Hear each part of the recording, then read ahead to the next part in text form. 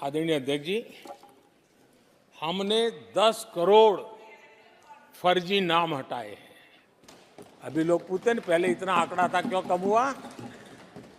आपने ऐसी व्यवस्था बनाई थी कि जिस बेटी का जन्म नहीं हुआ उसको आपके यहां से विधवा पेंशन जाते थे। और ऐसे सरकारी योजनाओं को मारने के जो रास्ते थे ना, 10 करोड़ फर्जी नाम बंद किए। ये जो परेशानी है ना इन चीजों की है, क्योंकि रोजमर्रा की काय उनकी बंद हो गई है। आदरणीय अध्यक्ष जी, हमने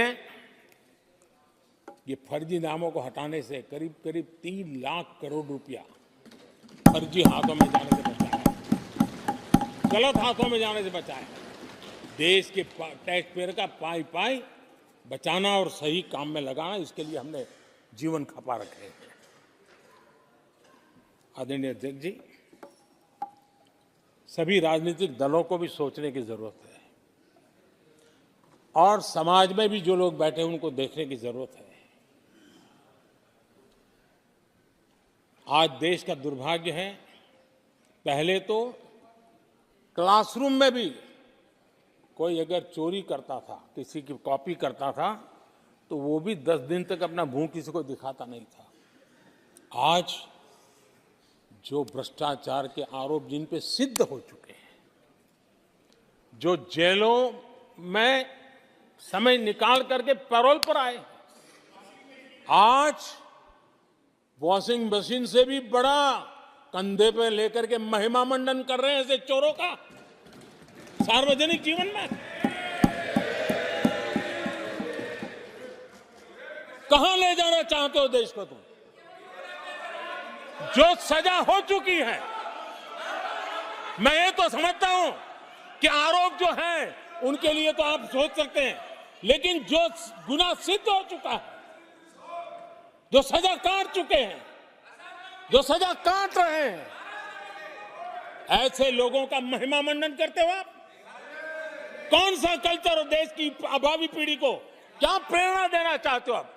कौन से रास्ते और ऐसी कौन सी आपकी मजबूरी है?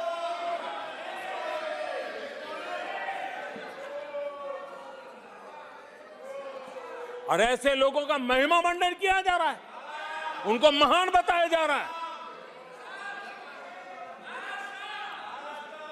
जहां संविधान का राज है, जहां लोकतंत्र है, माननीय अध्यक्ष जी, ऐसी बातें लंबी नहीं चल सकती हैं। ये लोग लिख करके रखें, ये जो महिमा मंडन का काम चल रहा है उनका, वो अपने ही खात्मे की चिट्ठी पे सिग्नेचर कर रहे हैं लोग।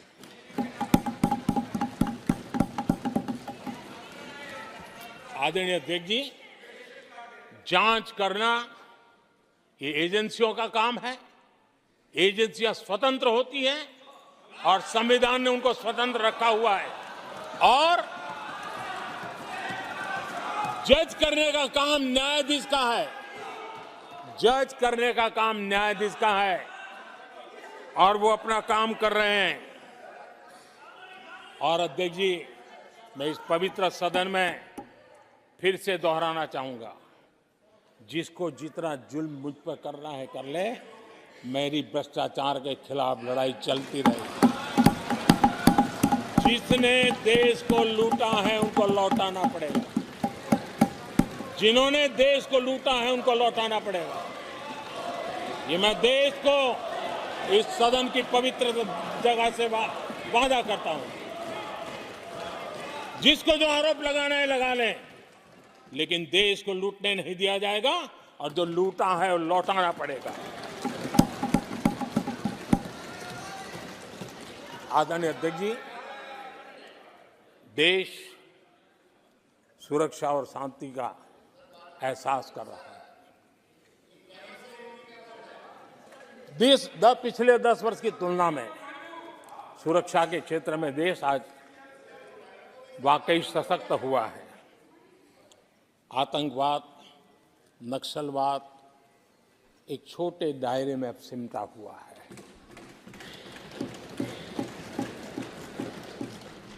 लेकिन भारत की जो टेररिज्म के प्रति जीरो टॉलरेंस नीति है। आज पूरे विश्व को भी भारत की इस नीति की तरफ चलने के लिए मजबूर होना पड़ा। भारत की सेनाएं सीमाओं से लेकर के समंदर तक अपने सामर्थ्य को लेकर के आज भी उनकी ताकत है। हमें हमारी सेना के पराक्रम पर गर्व होना चाहिए। हम कितना ही उनके मोरल तोड़ने की कोशिश करें, मुझे मेरी सेना पर भरोसा है। मैंने उनके सामर्थ्य को देखा है। कुछ राजनेता सेना के लिए हल्के फुल्के शब्द बोल दें, इससे मेरे देश की सेना डिमोरलाइज होगी। ये सपनों में कोई रहते तो निकल जाए। देश के मूड को वो खत्म नहीं कर सकते। और किसी के एजेंट बन करके इस प्रकार की भाषा अगर कहीं से भी उठती है, देश कभी स्वीकार नहीं कर सकता है। और जो खुलेआम देश में अलग देश बनाने की वकालत करते हैं,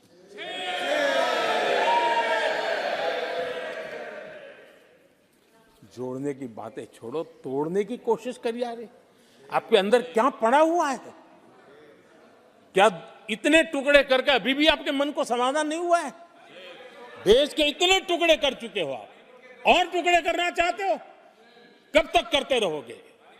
आदरणीय अध्यक्ष जी, इसी सदन में अगर कश्मीर की बात होती थी तो हमेशा चिंता का स्वर निकलता था, छिटाकशी होती थी, आरोप प्रत्यारोप होते थे। आज जम्मू कश्मीर में अभूतपूर्व विकास की चर्चा हो रही है और गर्व के साथ हो रही है। पर्यटन लगातार बढ़ रहा है। G20 समिट होती है वहां, पूरा विश्व आज उसकी सराहना करता है। आर्टिकल 370 को लेकर के कैसा हुआ बना के रखा था। कश्मीर के लोगों ने जिस प्रकार से उसको गले लगाया है, कश्मीरी जनता ने जिस प्रकार से गले लगाया है, और आखिर के ये समस्या किसकी देन थी? किसने देश के माथे पर मारा था? किसने भारत के संविधान के अंदर इस प्रकार की दरार करके रखी हुई थी? आदरणीय अध्यक्ष जी, अगर नेहरू जी का नाम लेते हैं तो उनको बुरा लगता है, लेकिन कश्मीर को जो समस्याएं झेलनी पड़ी उसके मूल में उनकी ये सोच थी और उसी का परिणाम है देश को भुगतना पड़ा। जम्मू कश्मीर के लोगों को, देश के लोगों को नेहरू जी की गलतियों का बहुत बड़ी कीमत चुकानी पड़ी है। आदरणीय अध्यक्ष जी, वो भले गलतियां करके गए, लेकिन हम मुसीबतें झेल करके भी गलतियों सुधारने के लिए हमारी कोशिश जारी रखेंगे। हम रुकने वाले नहीं हैं। हम देश के लिए काम करने के लिए निकले हुए लोग हैं। हमारे लिए नेशन फर्स्ट है। आदरणीय अध्यक्ष जी, मैं सभी राजनीतिक दलों के नेताओं से आग्रह करूंगा, सभी माननीय सदस्यों से आग्रह करूंगा, भारत के जीवन में एक बहुत बड़ा अवसर आया है। वैश्विक परिवेश में भारत के लिए बड़ा अवसर आया है। एक नए आत्मविश्वास के साथ आगे बढ़ने का अवसर आया है। राजनीति अपनी जगह पे होती है, आरोप प्रत्यारोप अपनी जगह पर होता है, लेकिन देश से बढ़कर कुछ नहीं होता है। और इसलिए आइए मैं निमंत्रण देता हूं आपको, कंधे से कंधा मिलाकर के हम देश के निर्माण के लिए आगे बढ़े। राजनीति में किसी भी जगह पर रहते हुए भी राष्ट्र निर्माण में आगे बढ़ने में कोई रुकावट नहीं आती। अब इस राह को मत छोड़िए। मैं आपका साथ मांग रहा हूं, मां भारती के कल्याण के लिए साथ मांग रहा हूं। मैं विश्व के अंदर जो अवसर आया है उस अवसर को बुलाने के लिए आपका साथ मांगता हूं। मैं आपका सहयोग चाहता हूं 140 करोड़ देशवासियों की जिंदगी को और समृद्ध बनाने के लिए और सुखी बनाने के लिए। लेकिन अगर आप साथ नहीं दे सकते हैं और अगर आपका हाथ ईंटें फेंकने पर ही तुला हुआ है, तो आप लिख करके रखिए, आपकी हर ईंट को मैं विकसित भारत की नींव मजबूत करने के लिए लगा हूं। आपके हर पत्थर को मैं विकसित भारत के जो सपनों को लेकर के हम चले उसकी नींव मजबूत करने के लिए मैं लगाऊंगा और देश को हम उस समृद्धि की ओर लेके जाएंगे। जितने पत्थर उछाल लीजिए, आपका हर पत्थर भारत के समृद्ध, भारत के विकसित भारत के सपने को समृद्ध बनाने के लिए हर पत्थर को मैं काम में ले लूंगा। ये भी मैं आपको विश्वास दिलाता हूं। आदरणीय अध्यक्ष जी, मैं जानता हूं साथियों की तकलीफें मैं जानता हूं, लेकिन वो जो कुछ भी बोलते हैं मैं दुखी नहीं होता और दुखी होना भी नहीं चाहिए, क्योंकि मैं जानता हूं ये नामदार है, हम कामदार हैं और हम कामदारों को तो नामदारों से सुनना ही पड़ता है जी।